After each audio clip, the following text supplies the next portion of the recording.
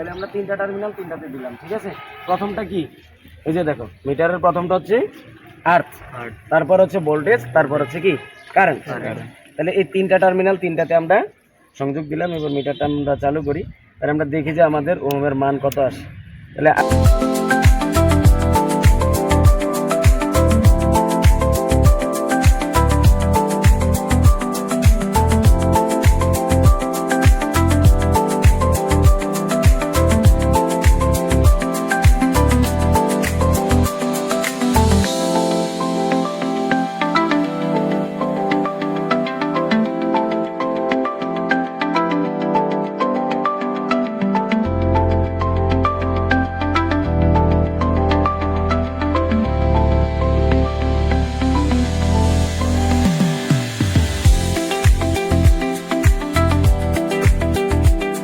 কার্যক্রম কি,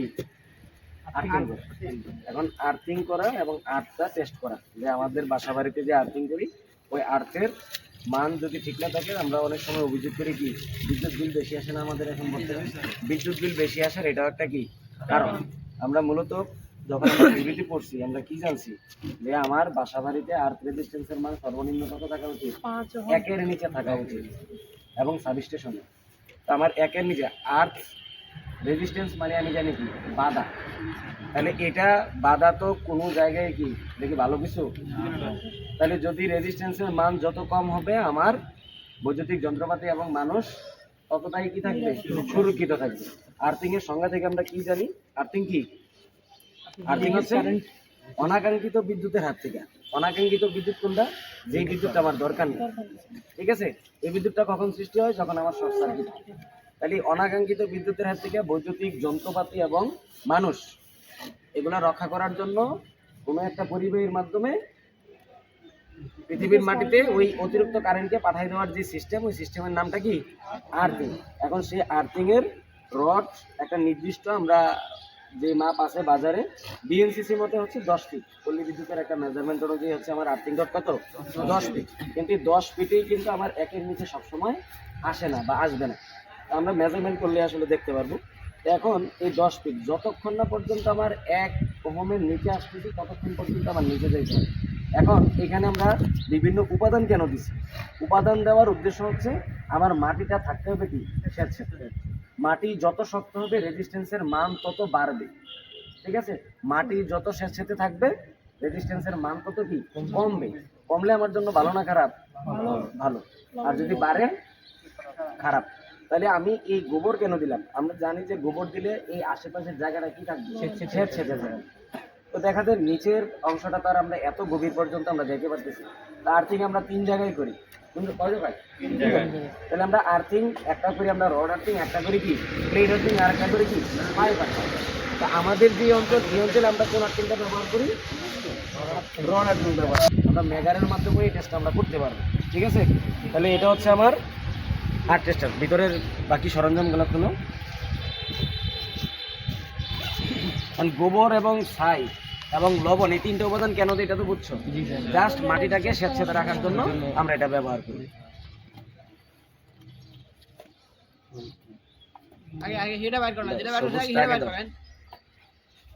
হ্যাঁ, একজনের সবুজটা হলো, হ্যাঁ হলুদটা হলো, লালটাও হলো। হ্যাঁ, পুরোটা কেবল খুলে যাও, ওদিকে যাও। হ্যাঁ, স্পিকগুলো হলো, ধরো এটা হারায় না, আটকাই দাও। সবুজটা লাগা হচ্ছে আমার আর্থে, ওরাই ছেড়ে যাবে, মুরত ভাই ছেড়ে যাবে। দাও ওইটা দাও, ওই টার্মিনালটা আমার হাতে দাও। হ্যাঁ, এই অংশটা এখানে লাগাই। হ্যাঁ,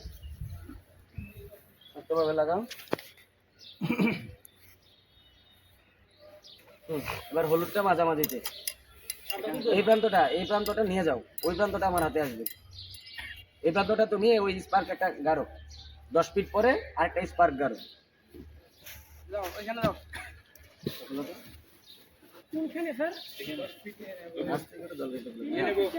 হলুদটা যতটুকু যায়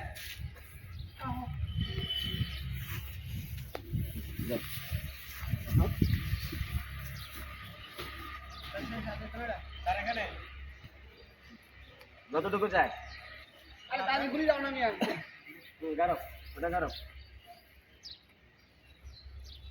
কোনভাবে লাউটা লাউটা ওই এই প্রান্তটা যাবে ওই প্রান্তে ওইটা এদিকে আসবে এটার উপরে গারো ডাবাও মাটির নিচে আর দাও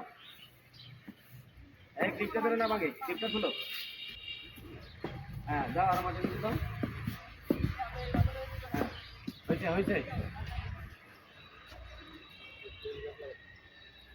এই তাহলে আমরা তিনটা টার্মিনাল তিনটাতে দিলাম ঠিক আছে প্রথমটা কি এই যে দেখো মিটারের প্রথমটা হচ্ছে আর্থ তারপর হচ্ছে ভোল্টেজ তারপর হচ্ছে কি কারেন্ট তাহলে এই তিনটা টার্মিনাল তিনটাতে আমরা সংযোগ দিলাম এবার মিটারটা আমরা চালু করি তাহলে আমরা দেখি যে আমাদের ওহমের মান কত আসে তাহলে আর্থ আমরা দিলাম কত 40 ওহমে দিলাম আমাদের লাগবে কত ওহম একের নিচে আমাদের লাগবে একের নিচে তো এখন আমি ওহম রেঞ্জ দিলাম কত 40 এবার এখানে আমার দেখতে পাবো আমরা কতটুকু জায়গা তো বাকিদেরকে ইয়ে করো এই দেখো তাহলে আমরা তিনটা টার্মিনাল তিনটাতে দিলাম ঠিক আছে আর্থেরটা আর্থে দিলাম ভোল্টেজেরটা ভোল্টেজে কারেন্টেরটা কারেন্টে তিনটা টার্মিনাল তিনটাতে দিলাম এখন হচ্ছে আমরা মিটার চালু করে রেঞ্জ দিলাম কত 40 ওহম এখন 40 ওহম আমাদের লাগবে কত ওহম 1 ওহমের নিচে হলে আমাদের জন্য ভালো এখন আমরা দেখি যে আমাদের এই জায়গাতে আমাদের আর্থ রেজিস্ট্যান্সের মান কত তবে খেয়াল রাখতে হবে যদি আমরা বাসা বাড়িতে টেস্ট করি সেক্ষেত্রে আমাদের ওই সংযোগ ফেলে নিতে হবে আমরা সংযোগটা করি কোথায় এই আর্থ সংযোগ হয় কোথায় দুইটা জায়গায় একটা হচ্ছে আমার সার্ভিস এন্ট্রান্স লাইন এই লাইনটা কোনটা যেটা হচ্ছে মিটারের সাথে সংযুক্ত থাকে মিটার বৈদ্যুতিক পোল থেকে মিটার পর্যন্ত যে দুইটা কেবল আসে একটা হচ্ছে পজিটিভ একটা কি নেগেটিভ ওই নেগেটিভের সাথে হচ্ছে আমার আর্থটা সংযোগ হবে আর একটা জায়গায় হবে কি আমার পাওয়ার সকেট যেগুলো আছে আমার বাসা বাড়িতে যে পাওয়ার লোড আমরা ব্যবহারের জন্য কি করি পাওয়ার সকেট ব্যবহার করি ওইটার যে আর্থ পয়েন্ট আছে ওই আর্থ পয়েন্ট থেকে আসবে এই দুইটা জায়গায় আমরা এই আর্থিং করি এখন এই দুইটা জায়গা ছাড়া অন্য কোথাও আমি আর্থ সংযোগ দিব না এখন এই দুইটা জায়গা খুলে নিতে হবে যদি আমি বাসাবাড়ির আর্থ রেজিস্ট্যান্স পরিমাপ করতে চাই সেক্ষেত্রে আমি কি করতে হবে ওই দুইটা স্থান বিচ্ছিন্ন করে দিতে হবে তারপরে আমি আর্থ রেজিস্ট্যান্স মাপলে তখন ওই জায়গার আর্থ রেজিস্ট্যান্সের মানটা আমি পাবো তাহলে আমি 40 ওহম রেঞ্জে আমি দিলাম এখন আমি টেস্ট বাটনে ক্লিক করব তাহলে আমার এটা দেখাবে যে এখানকার রেজিস্ট্যান্স কত আছে দিলাম কত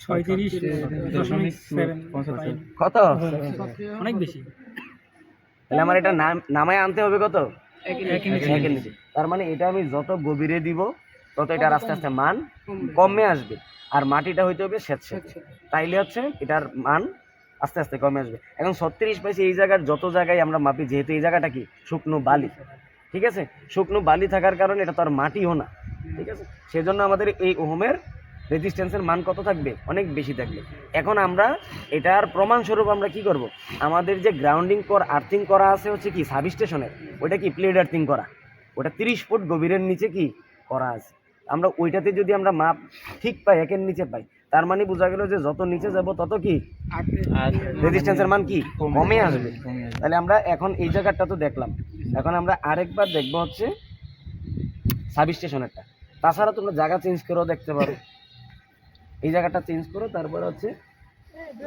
এটা আস্তে আস্তে উপরের দিকে ওঠাও দেখবা যে আরো বাড়বে কমবে না আস্তে আস্তে উপরের দিকে উঠাও হ্যাঁ এটা খুলো হ্যাঁ উপরে উঠাও আরো উঠাও হ্যাঁ এবার দাও এই কন্টিনিউটি তার কাছে দাও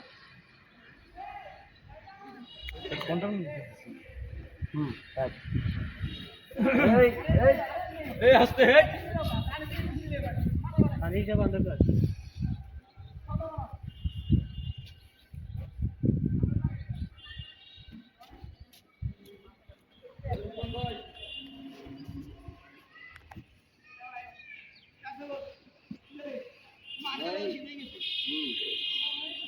আবার আমরা কি করি যদি জায়গা চেঞ্জ করছি এবার থেকে আমাদের রিডিংটা কোনো পরিবর্তন আসে কিনা আমরা দিলাম 40 ওহম রেঞ্জে এবার আমরা টেস্ট বাটন দিলাম কত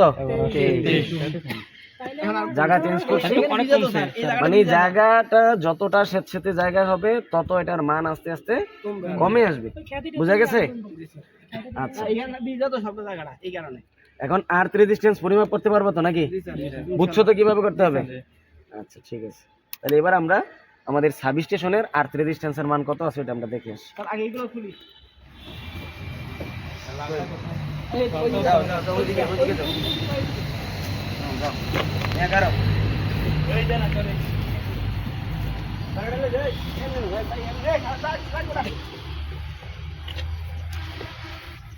যাও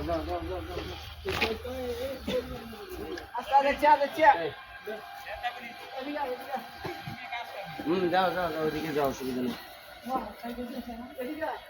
হয়েছে হয়েছে হয়েছে হয়েছে হয়েছে, লাল আর নিও না। হলুদ রে কারো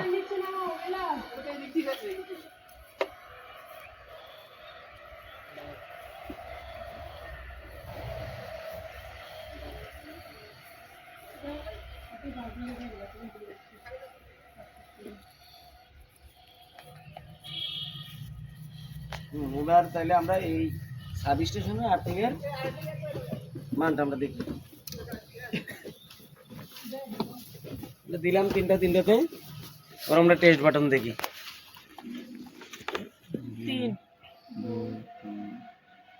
তিনের নিচে 3 বরাবর। আরেকটাতে দেখো, তাহলে এটাতে পাইলাম কত? 3 ওহম। এবার আরেকটাতে দেখো, তারপরেরটাতে দেখো। আমার যদি এটা কিন্তু লোডের সাথে কি আছে, কানেক্টেড আছে, যদি এটা খুলে ফেলো দেখবে একের নিচে আছে, কারণ এটা মেজারমেন্ট করেই বসানো হয়েছে। ঠিক আছে,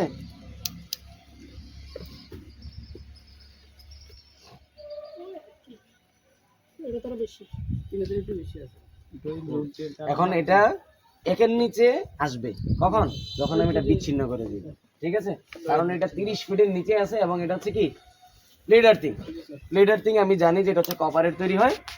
এটার তার এই কন্টিনিউটি তারটাও কিন্তু কি কপারের, সেজন্য এটা রেজিস্ট্যান্সের মান একের নিচেই থাকবে। যদি সব লোড দেখন বন্ধ করে দেয়, দেখবা যে একের নিচে চলে আসছে।